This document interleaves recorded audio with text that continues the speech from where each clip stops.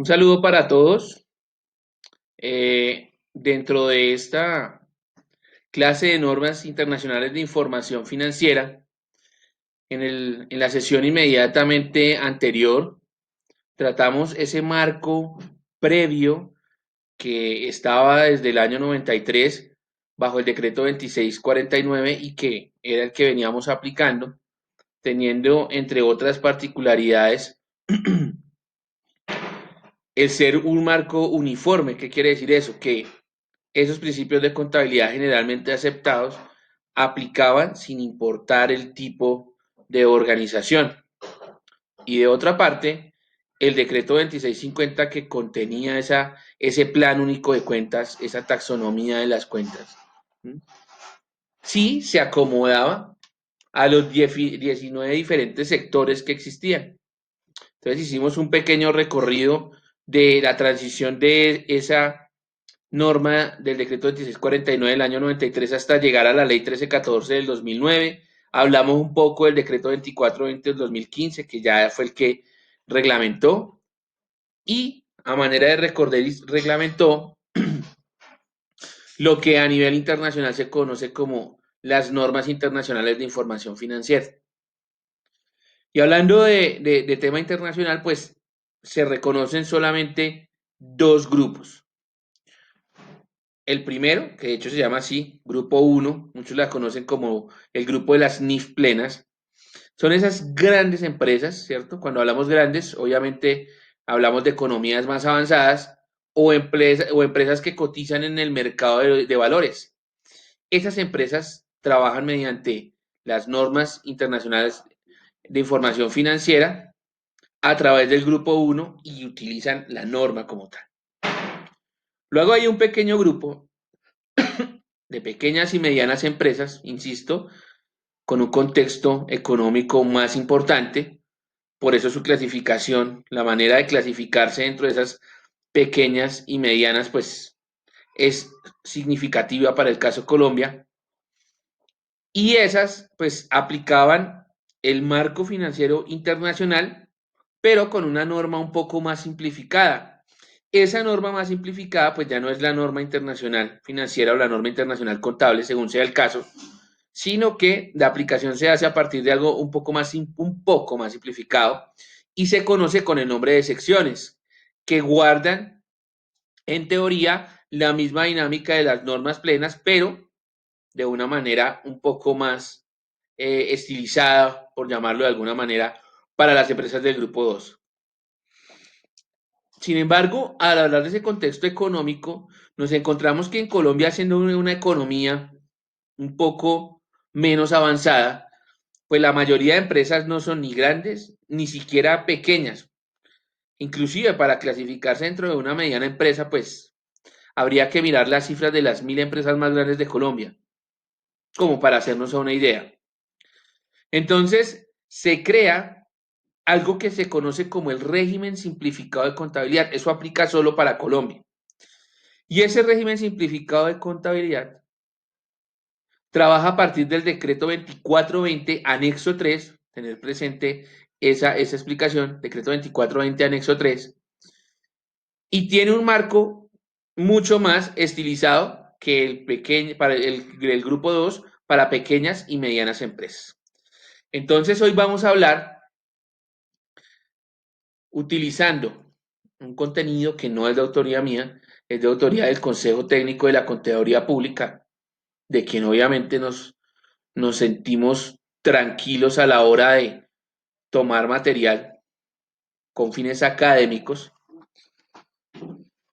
pues para desarrollar una serie de ideas. Y ellos han expedido este documento que se llama Contabilidad para Empresas y lo desarrollan a través de unas preguntas que se dan de manera frecuente. Por ejemplo, ¿qué sucede si la empresa no ha aplicado el nuevo marco normativo? Importante.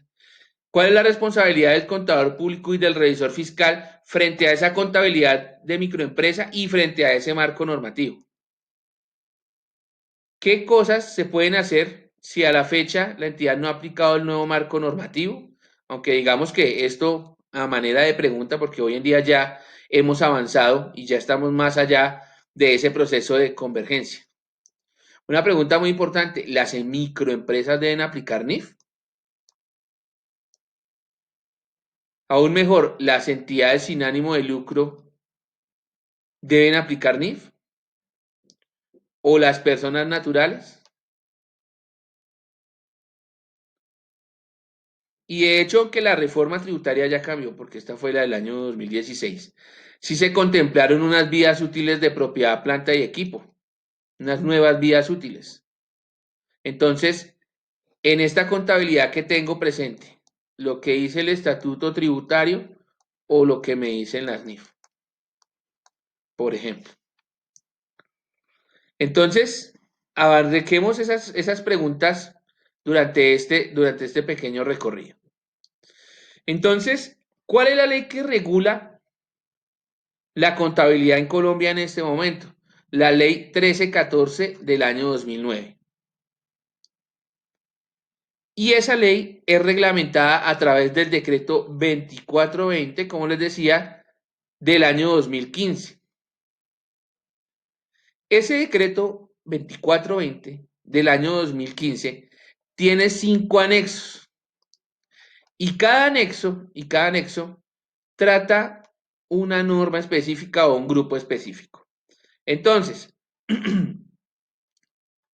dentro del anexo 1 encontramos todo el componente financiero con sus respectivos decretos únicos, decretos reglamentarios para las empresas grandes, para las empresas que van a trabajar en el grupo 1. En el anexo 2 vamos a encontrar las empresas que están reguladas dentro de ese grupo 2. Y hacia allá iremos avanzando en la medida en que estemos trabajando. Dentro del anexo 3, que es el que vamos a desarrollar el día de hoy, el anexo 3 contiene, a través de un decreto reglamentario 2706 del año 2012, inicialmente, la regulación para microempresas. El anexo 4, que sí es muy importante para el tema de auditoría y aseguramiento de la información, entonces ese anexo 4 trabaja el aseguramiento de la información, todas las normas de auditoría, todas las normas para desarrollar trabajos de auditoría. Y un anexo 5 en donde se trata el tema de negocio en marcha, que es muy importante y que más adelante como concepto lo desarrollaremos dentro de nuestras sesiones. Entonces, el nuevo marco normativo de la ley 1314. Ese nuevo marco normativo me habla de las NIF. Miren que aquí hay una doble I, NI, F, y esta I, que son dobles, norma internacional de información financiera. Norma internacional de información financiera. Y como norma internacional solo contempla dos grupos, el grupo 1 y el grupo 2. Y como les decía, derivado de esta ley 1314, se expide y se crea un grupo de contabilidad simplificada que si ustedes ven acá no tiene doble I sino una sola. Entonces no es norma internacional, sino es norma de información financiera y se conoce o se enmarca dentro de ese grupo 3. Quiere decir que este grupo de contabilidad simplificada solo aplica para Colombia. Este grupo 3 existe solo en Colombia. Pueden existir paralelos de pronto en otro país, habría que revisar. Pero hablando del grupo 3, ese régimen de contabilidad simplificada solo aplica para Colombia y entre otras se da por esa dinámica económica. Ese grupo número 3 de contabilidad simplificada trabaja en medio de dos aspectos. Primero, pues se enfoca y su mayor extracción se da a partir de las NIF para pymes, o sea, del grupo 2, y de los estándares de reportes contables de Estados Unidos. Recoge los aspectos más sencillos, pero a su vez más relevantes de esas dos normas y lo consolida en el régimen de contabilidad simplificada. Cuando mirábamos el decreto 2649 del año 93, transitábamos por una parte en donde hablaba de los elementos de los estados financieros, su definición y la clasificación de los estados financieros. Entonces, por ejemplo, todos estos datos que estoy dando, muy pertinentes para cuando estén desarrollando la actividad, que la voy a decir al final del video, pero todos estos punticos hacen parte de ese trabajo. Entonces, miren que en el decreto 2649, por ejemplo, no había clasificación de empresas. Esos principios de contabilidad aplicaban si la empresa era grande, si la empresa era pequeña, si la empresa era mediana, si la empresa era microempresa. Eso era lo que teníamos antes. Hoy en día ya no. Ya hacemos contabilidad para empresa grande, para empresa pequeña y mediana y para microempresa. Primera diferencia. Segunda, dentro de ese componente y ese juego de estados financieros, el decreto 2649 proponía 5 estados financieros. Insisto nuevamente, sin importar si era grande, pequeña o mediana o microempresa, 5 estados financieros. Y como complemento, mencionaba las notas a los estados financieros como complemento de esa revelación. Como estamos haciendo un trabajo comparativo y obviamente vamos a arrancar desde el aspecto menos complejo hacia el más complejo, entonces estamos arrancando por el régimen de contabilidad simplificada, pues comparemos esos estados financieros respecto de lo que había en el decreto 2649. Y es más, llevémoslo un paso allá y hablemos cuando dentro de esos estados financieros la entidad es sin ánimo de lucro, por ejemplo. Entonces, miren que aquí, como estamos hablando de grupos menos complejos, pues hablamos del grupo 2 y del grupo 3. A manera de recorderis, en el decreto 2649, ¿qué teníamos? Balance general, estado de resultados, estado de cambios en el patrimonio, estado de cambios en la situación financiera y flujo de efectivo. Y de hecho no nombraban, y decía, las notas a los estados financieros, las voy a colocar acá. Las notas a los estados financieros es un complemento de la revelación, pero no se le da un tratamiento específico como estado financiero. Entonces, miremos ese juego de estados financieros que existía dentro del marco del decreto 2649, cómo queda a partir de la ley 1314 para el grupo 2 y para el grupo 3. Si la empresa o la entidad es sin ánimo, con ánimo de lucro y también miremoslo si la entidad es sin ánimo de lucro. Entonces, si es con ánimo de lucro y está dentro del grupo 2, este que encontrábamos acá que se llamaba balance general, ¿cierto? Que mostraba la situación de la empresa a nivel de derechos, obligaciones y situación residual, pues ahora adquiere la connotación de estado de situación financiera, o sea, pasa de balance general, se convierte a estado de situación financiera, pero, ojo con esto, los componentes son exactamente los mismos, activo, pasivo y patrimonio. Más adelante, cuando miremos la norma internacional contable número 1, vamos a ver que inclusive dentro de lo que aprendimos, esto tenía un orden, activo, pasivo, patrimonio, un orden rígido que no se podía cambiar. La norma internacional permite cambiarlo bajo unas condiciones específicas. Inclusive permite que yo lo siga llamando balance general o yo lo identifique de la manera que considere pertinente, siempre y cuando no se pierda la esencia del estado financiero, pero eso lo vamos a ver más adelante. Pero de entrada, ¿qué cambió? Balance general y ahora está la situación financiera, pero bueno, por lo menos casi que sigue. El segundo es el estado de resultados. Entonces, estado de situación financiera, amarillo casi sigue. Vamos al estado de resultados. Estado de resultados 2649 y en el de grupo 2 también hay un estado de resultados. Sin embargo, en el grupo 2, ese resultado se mide desde un resultado integral o desde un resultado simple. Eso lo vamos a profundizar más adelante, pero en esencia, pues continúa ese estado financiero. Luego encontramos en el grupo 2 estado de cambios en el patrimonio, ok. Aquí, estado de cambio en el patrimonio, entonces, en concepción, podríamos de alguna manera decir que sigue igual. Pero en un momento llegamos y decimos, estado de cambios en la situación financiera. Aquí no está. Este estado financiero, el estado de cambios de la situación financiera, se suprimió del nuevo paquete de normas de información financiera. O sea, ya no lo trabajamos. Y luego encontrábamos este acá, flujo de efectivo. El flujo de efectivo, está el flujo de efectivo. Continuamos, muy bien.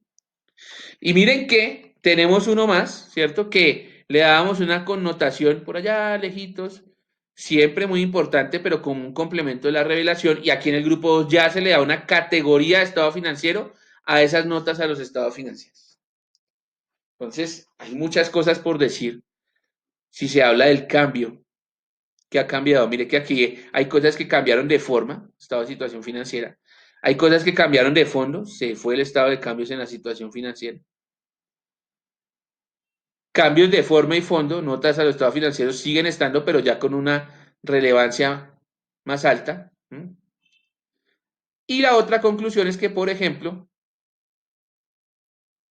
en el decreto 2649 del 93, sin importar el tamaño de la empresa, siempre se exigían ese juego de estados financieros básicos, ¿cierto? Estamos hablando de unos estados financieros de propósito general de carácter básico.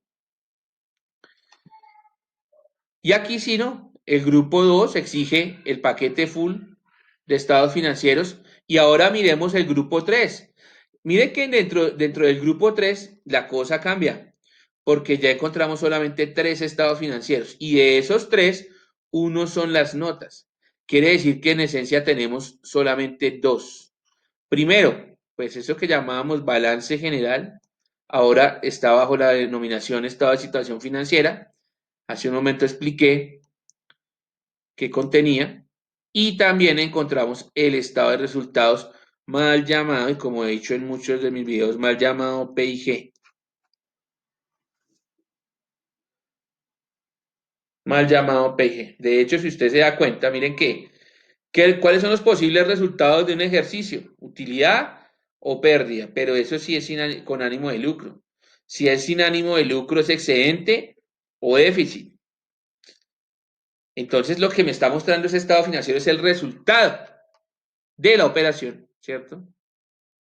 Porque el resultado, si es con ánimo de lucro, yo puedo disponer de ese resultado, pero si es sin ánimo de lucro, no puedo disponer. Debo hacer una reinversión. Entonces, miren que acá, por ejemplo, si es con ánimo de lucro, se llama estado de resultados, no llama PIG o estado de ingresos y gastos. Bueno, ese no tendría tanto problema, pero llama estado de resultados. Y si la entidad no tiene ánimo de lucro, pues ya no se llamará estado de resultados, sino estado de actividades. Pero en esencia también comparar los ingresos contra los costos y gastos. Y en el grupo 3 sin ánimo de lucro, acompañado también del estado de situación financiera y las notas a los estados financieros.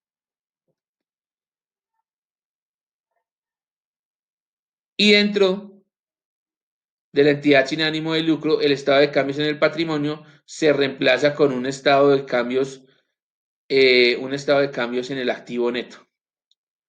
¿Por qué se habla del activo neto? Porque es ese activo, ¿cierto? Es ese activo restando las obligaciones. El estado de flujos continúa igual, fabuloso. Las notas de los estados financieros continúan igual. Y en el estado de resultados, miren que hablamos de estado de actividades, porque las entidades sin ánimo de lucro desarrollan una serie de actividades que, como su nombre lo indica, no buscan un lucro, ¿cierto?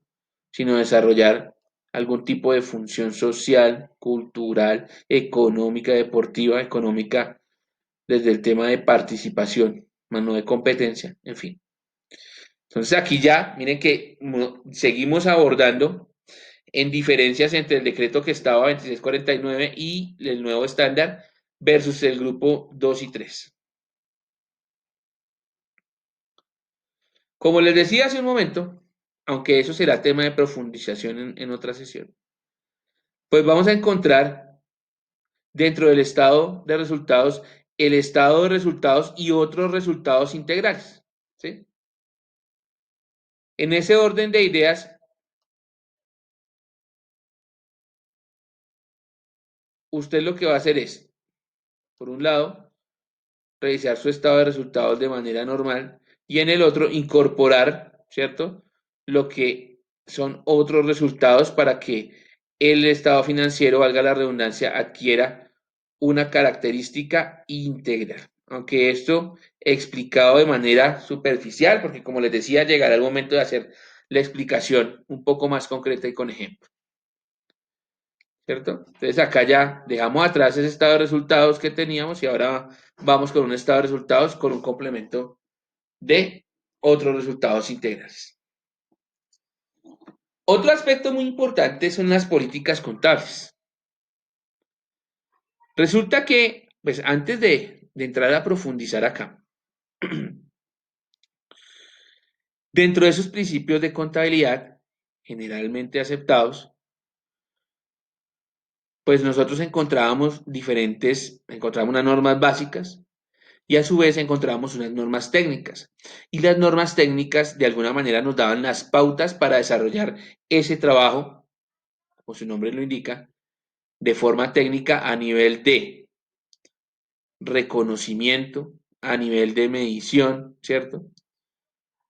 Que normalmente se basaba en un principio de causación. ¿Cuál es el cambio realmente acá de forma? Y algunos alumnos me preguntan, pero profe, pues es que yo veo que muchas de las cuentas son iguales. Puede que sí. Y de hecho, algunas, porque no, eso no lo trabajo incorporado, la ley 1314, la taxonomía, y muchas personas que empezaron a estudiar NIF, era, lo dígame qué cuentas cambiaron y listo. Y no era tan sencillo como eso. Obviamente, después del estudio uno dice, ok, tal vez no es tan complejo, pero el tema con la NIF no es simplemente de mirar qué cuenta cambio. Vamos un poquito más allá. Entonces, se crea un marco normativo, ¿sí? Ese marco normativo tiene una jerarquía. En primera instancia, ¿qué está? La norma internacional financiera. Eso es lo primero que está. Una vez tengo la norma internacional financiera, debemos tener en cuenta que la norma contable se crea desde un concepto general. ¿Qué quiere decir eso? Que no está diseñada para algún tipo de entidad en especial. El único tipo de entidad en especial que tiene es una entidad que tenga la obligación de llevar contabilidad o que si quiere llevarla se debe enmarcar dentro de esas normas, dentro de esos parámetros. Entonces debo respetar la jerarquía de las normas. Pero como están hechas de manera general, pues yo debo ¿qué? Hacer una adaptación, ¿cierto? De acuerdo al juicio y al criterio de la entidad. Entonces, si me habla una norma de propiedad planta de equipo, pues debo ir y buscar la norma de propiedad planta de equipo, bien sea en la NIF, bien sea en la sección, analizar esos criterios de reconocimiento que también será un taller que vamos a desarrollar acá, probablemente sea dentro de 8 días, y de esta manera ajustar esas políticas contables a mi entidad, respetando la jerarquía de las normas más altas. Entonces, dentro de esa dentro de esa jerarquía, pues tenemos los requerimientos de las NIF, en este caso para pymes. Entonces, todo lo que sea NIF para pymes va a ir de primeras. ¿A qué hacemos referencia con definir la política contable? Pues porque, como les decía, pues esa norma da una serie de requerimientos. Yo miro cómo las voy a aplicar dentro de mi empresa. Punto. De otra parte, vienen los criterios de reconocimiento y medición. Estos conceptos, pues básicamente son los que dan el tránsito de una transacción al interior de la información financiera. ¿Por qué? Porque antes de incorporar a la información financiera, yo tengo que mirar si lo reconozco, o sea, es que sí lo voy a incorporar. Y lo reconozco bajo qué elemento del estado financiero. Primero, si determino que cumple las condiciones, ok, lo incorporo. Ya identifiqué a qué elemento del estado financiero. Ahora, ¿cómo lo voy a medir? O sea, ¿cuál va a ser ese registro inicial? ¿Cómo, digamos, cuál va a ser la representación numérica de ese elemento que quiero incorporar? Y al cierre del ejercicio, necesito mirar los efectos que por diferentes situaciones se pueden presentar, que pueden afectar, aumentar el valor o disminuir. Entonces, yo debo hacer una medición posterior. Ese es el tránsito de cualquier partida en un estado financiero. Pero resulta que es que criterios de medición, de reconocimiento y medición, hay muchos, ¿sí? Entonces, cuando lleguemos a esa sesión, nos vamos a dar cuenta que dentro de otra de las diferencias, dentro del decreto 2649, si algún día coge este lapicito, acá, gracias. Dentro del decreto 2649 teníamos aspectos como valor de realización, teníamos costo histórico, teníamos valor presente y teníamos valor futuro. Esos son los que nos mostraba el decreto 2649, pero bajo NIF hay más de 20 criterios de reconocimiento. Ahí ya hay un cambio importante. Entonces, ¿qué debe hacer la gerencia? Pues ponerse a mirar todos esos criterios de reconocimiento y mirar cómo hace usted y cuáles va a aplicar. Y obviamente dentro de esa aplicación usted puede escoger el que quiera, siempre y cuando pues tenga una relación de causalidad que sea acorde a lo que usted está desarrollando. Ahora, si usted tiene alguna duda, pues también no hay ningún problema, ¿cierto? Puede recurrir a las NIF del grupo uno por alguna situación en particular que se presente, que no entienda, que genere algún tipo de vacío, pues vaya a la norma más grande, que es la NIF completa, pero esa debe ser de alguna manera una herramienta complementaria. Por eso arrancamos desde las normas del grupo 2, ¿sí? Por eso en obra de la gerencia, ante cualquier situación, puede recurrir y hacer el ajuste a sus políticas. Insisto, recuerden, ¿qué son las políticas? Las políticas es esa forma particular de nosotros desarrollar nuestro proceso contable a partir de la norma principal. Y esa forma particular es a la medida de nuestro ente económico. Y en esa operación entra muy importante el papel del contador y es el juicio o el criterio de la entidad, porque acá se habla de la entidad, pero finalmente ¿quién participa en eso? El contador. Entonces, el contador va a analizar si necesita una NIF plena o qué criterios de reconocimiento y medición va a utilizar o cómo va a manejar el tema con las secciones de la NIF. Entonces, hasta aquí ya hemos abordado muchas diferencias respecto a eso. ¿Y cómo debe comportarse la organización frente a esa información financiera de microempresas?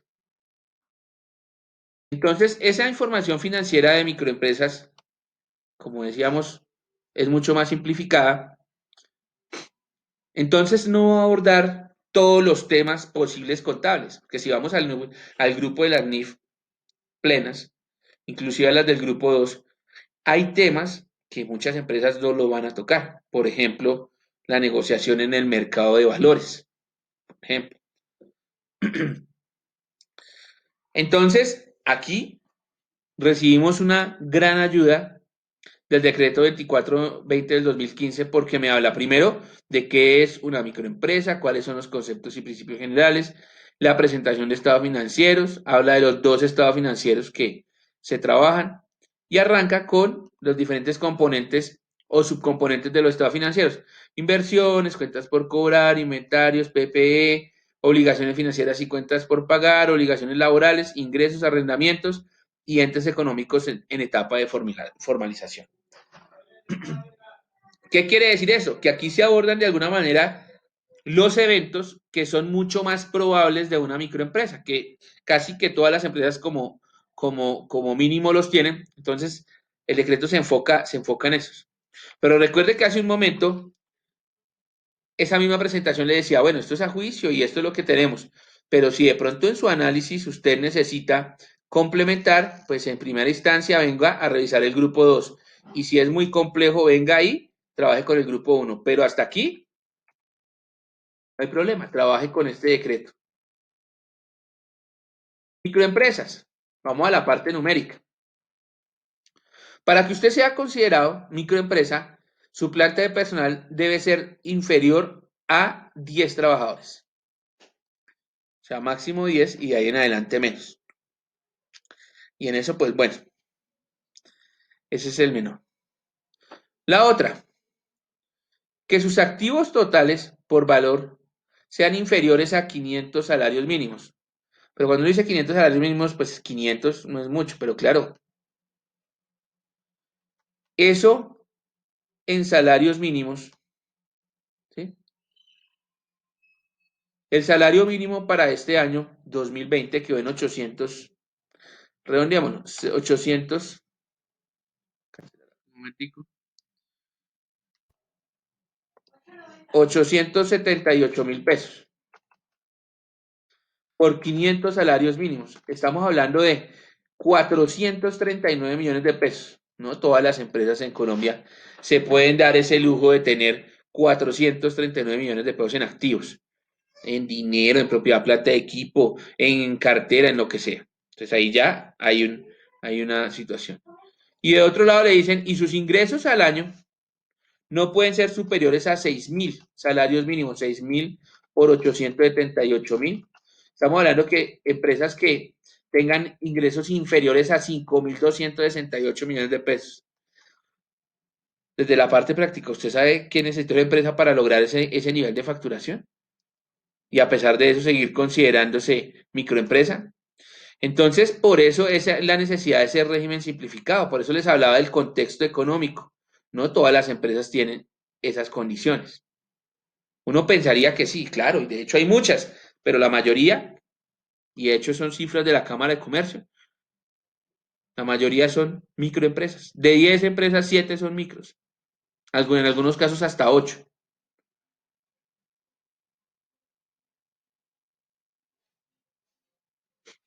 Las empresas, pues pertenecen a ese régimen simplificado de contabilidad y pues se entregan unas normas complementarias. Por ejemplo, puede que usted no tenga todos, no cumpla esas condiciones, pero también en su establecimiento de comercio, oficina, sede, local o negocio, usted, por ejemplo, si tiene actividades de franquicia, no puede ser de régimen simplificado, de concesiones, de regalías. Si usted maneja intangibles, patentes, en fin, no puede utilizar el régimen simplificado de contabilidad. Si usted se dedica a la importación y exportación, pero es que yo tengo menos de 10 empleados y no cumplo, sí, pero si usted se dedica a la exportación e importación, si usted es un usuario aduanero, no puede ser régimen simplificado de contabilidad. Que no hayan celebrado en el año anterior contratos de prestación de servicios de más de 3.300 VTs. 3.300 VTs, 3.300 VTs. Pongamos que la VT creo que está en 35.000 pesos o algo parecido. 115.500.000. Bueno, es un poco más. Y que el monto de las consignaciones bancarias no sea superior a 4.500 VTs, como aspectos complementarios de las microempresas.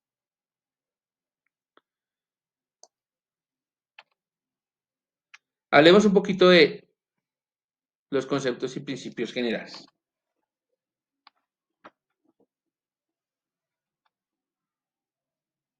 El modelo de balance o estado de situación financiera, con sus componentes, sus activos, ¿cierto?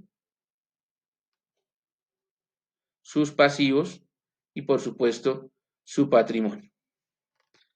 Entonces, el sistema simplificado de contabilidad utiliza el sistema de contabilidad de causación.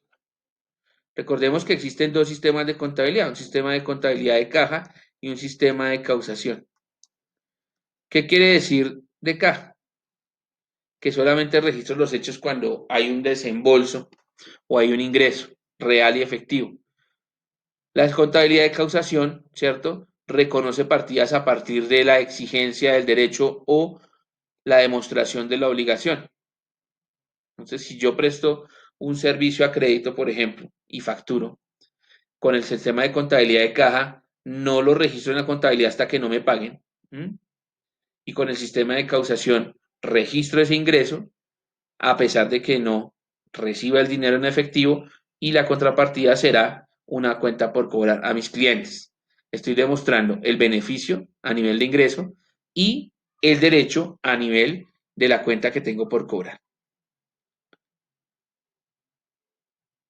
¿Cuál es la base para medir? Esta parte es la más bonita porque dentro del régimen simplificado de contabilidad, casi todo usted lo va a medir al costo histórico o al costo de la transacción. Fabuloso.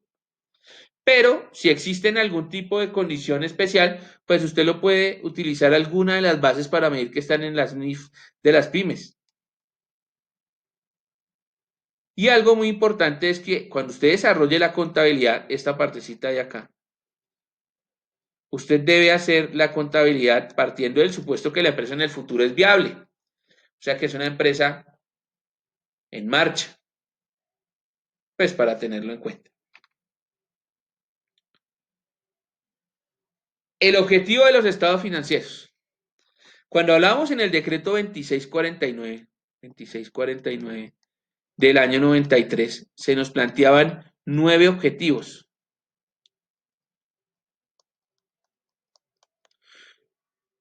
¿Como cuáles objetivos? Ah, nos sirve para evaluar la gestión del administrador, le sirve al administrador para planificar, ¿cierto? Le sirve para determinar el riesgo de continuidad, le sirve para evaluar el impacto social de la empresa, en fin, 9 objetivos.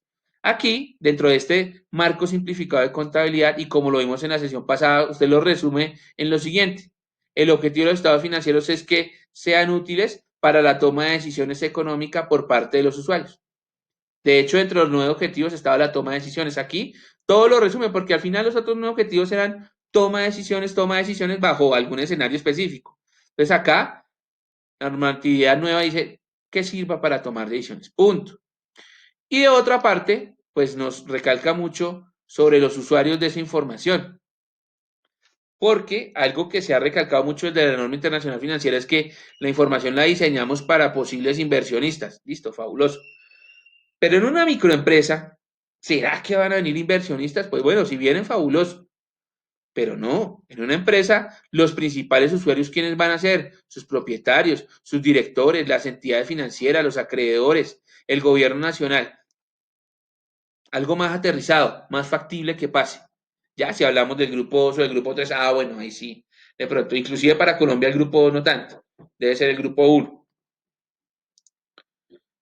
Luego, de esos objetivos, el decreto 26 nos hablaba de las cualidades, ¿cierto? Y de unas normas básicas. Entonces, dentro de las cualidades teníamos que fuera pertinente, que fuera oportuna, ¿cierto? Que fuera verídica, en fin. Y dentro de las normas básicas teníamos prudencia, teníamos moneda funcional, teníamos relevancia, importancia relativa, en fin. Y de hecho las explicamos en el video anterior. Aquí, estas cualidades y estas normas básicas se funden en una sola que son ¿qué? Las características cualitativas de la información contable. Y empezaba a hacer uno ese recorrido sobre, ok, es útil para los usuarios, ¿para qué? Debe ser comprensible, debe ser relevante, debe tener materialidad, importancia relativa, fiabilidad, esencia sobre la forma, prudencia, integridad, comparabilidad, oportunidad. Mire que aquí ya se combinaron. Mire que esta oportunidad aquí antes era una cualidad. Esta esencia sobre la forma antes era una norma básica. Ahora todas son características cualitativas. Si estas características están o los estados financieros gozan de estas características, van a cumplir los objetivos. Y si cumplen los objetivos, van a servir para los usuarios de la información. Así de sencillo. Entonces, otra de las diferencias respecto de la normatividad anterior. Y luego empezaba a hablar de la situación financiera. Esa situación financiera, pues antes era el famoso balance general. Los componentes, los mismos, activo, pasivo, patrimonio.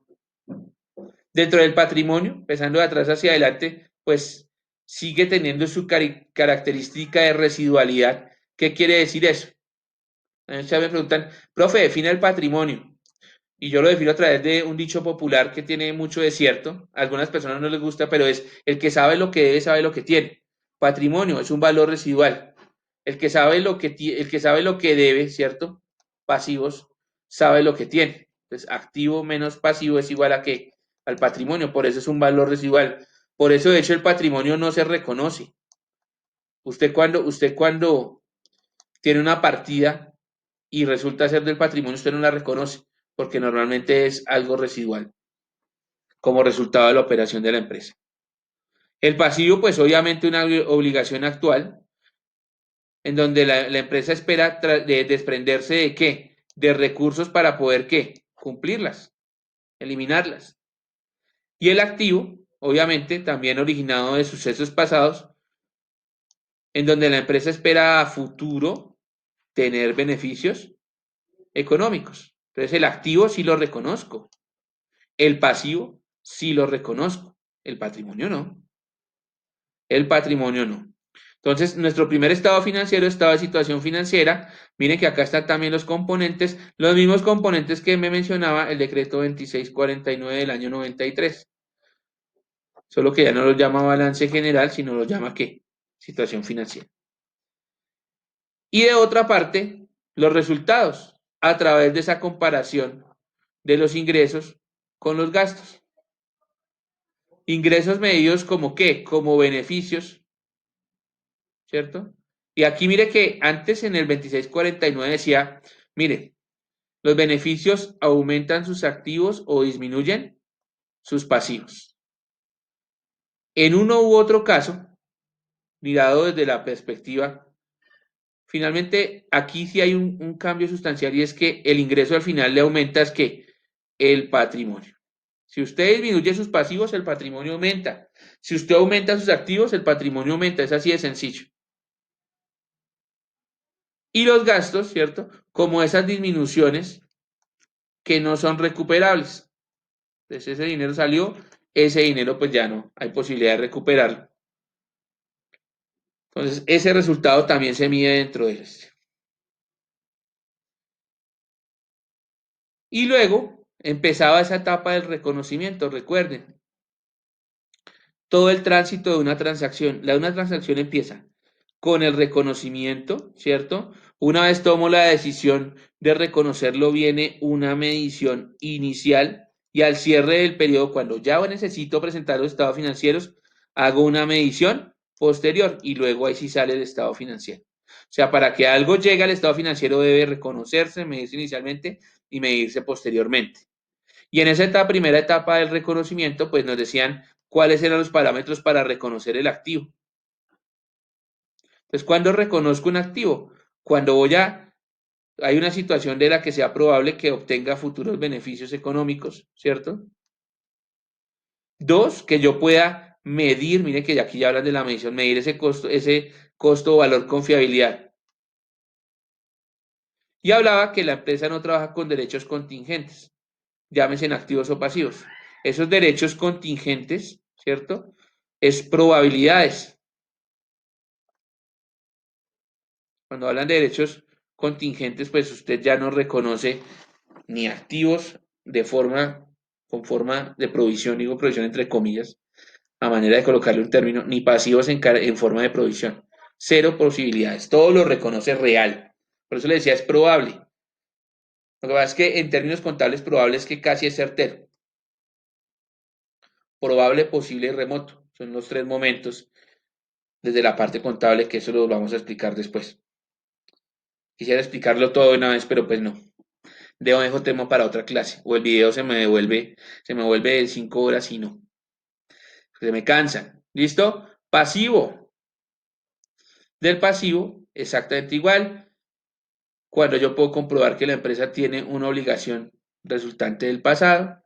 Cuando puedo decir que es probable que tenga que sacar recursos para cancelar esa obligación y yo pueda medir esa obligación con fiabilidad. Si es un peso, lo pueda medir con tranquilidad. Y lo mismo, no reconocimos ni activos ni pasivos contingentes. Cero probabilidades. Todo sobre hechos económicos realizados. El reconocimiento de los ingresos y el reconocimiento de los gastos, pues también, digamos que les decía, ¿qué reconozco de los cinco componentes del estado financiero? Ingreso, sí. Gasto, sí. Activo, sí. Pasivo, sí. Patrimonio, no, porque es un valor residual. Y aquí en el gasto sí me habla de qué? De la disminución en los activos, ¿cierto? Si pago un gasto, ¿qué pasa con los activos? Bajan, que saco platica para pagar algo. Y si quedo debiendo el gasto, ¿cierto? ¿Qué pasa con los pasivos? Aumentan. Así de sencillo. Cuando hablamos del conjunto completo, recuerden que en el decreto 2649, insisto, todos estos datos los estoy colocando porque de hecho la actividad es eso. Ya que estamos llegando al final de la clase, era esa la actividad o va a ser esa. Hago un cuadro comparativo de la norma anterior con la nueva norma y dígame qué ha cambiado. Y durante toda la sesión he botado toda clase de datos que le sirven para desarrollar esa tarea, más lo que usted investigue. Obviamente, este material está disponible en la plataforma. Entonces, cuando hablamos del decreto 2649, el juego completo era cinco estados. Otra vez, balance general, estado de resultados, estado de cambios en el patrimonio, estado de cambios en la situación financiera y flujo de efectivo. Sin importar si era grande, mediana o pequeña. Aquí no, mire que para el grupo 3 solamente son tres.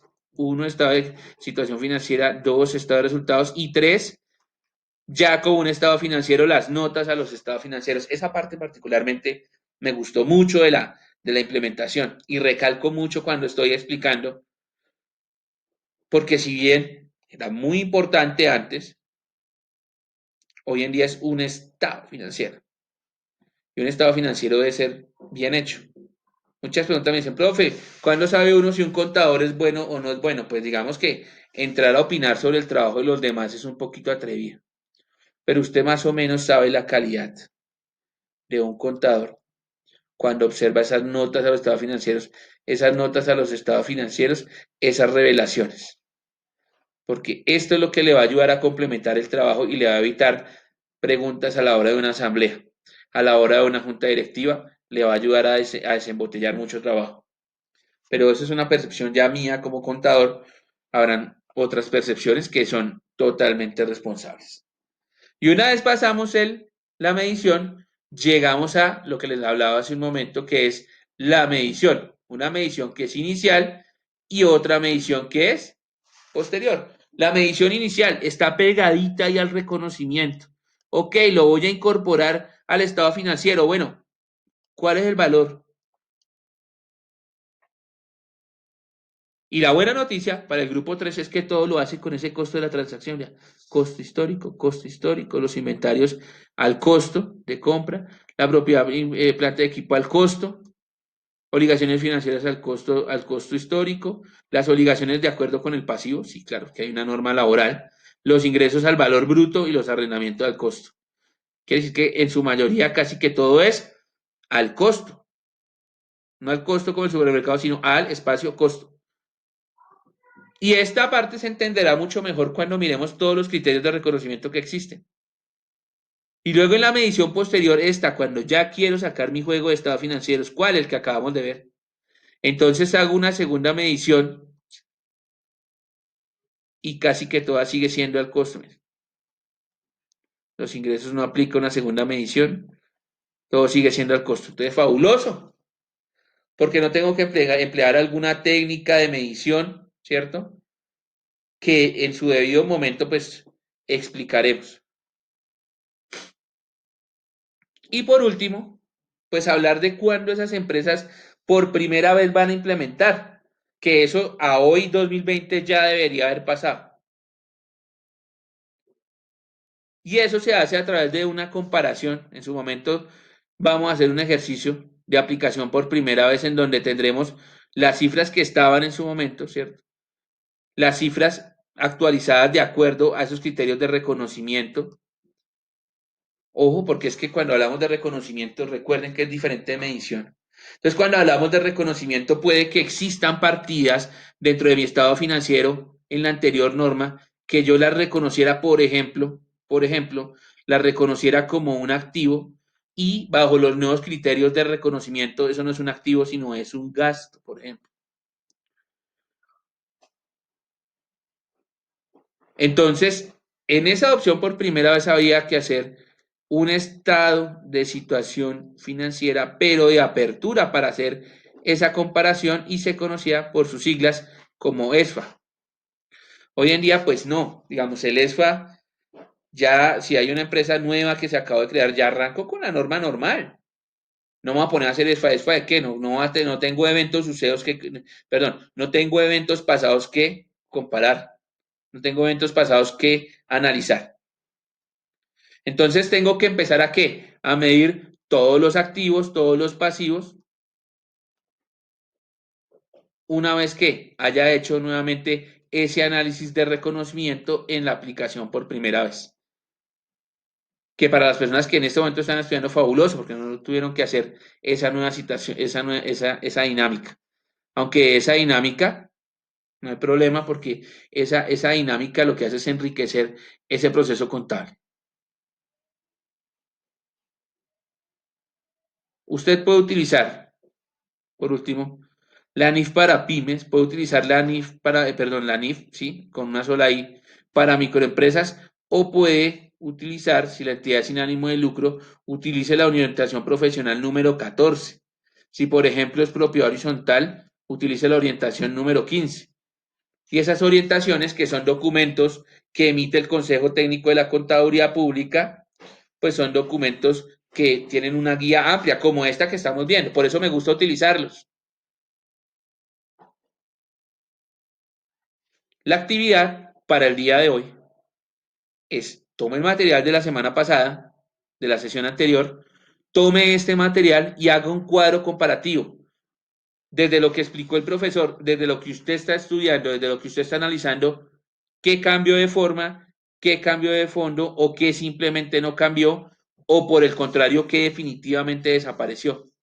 A manera de ejemplo, cambio de fondo, ya no está el estado de cambios en la situación financiera. Eso es un cambio de fondo, ¿sí? Cambio de forma, el balance general ahora contiene el estado de situación, se llama estado de situación financiera, pero los componentes son los mismos.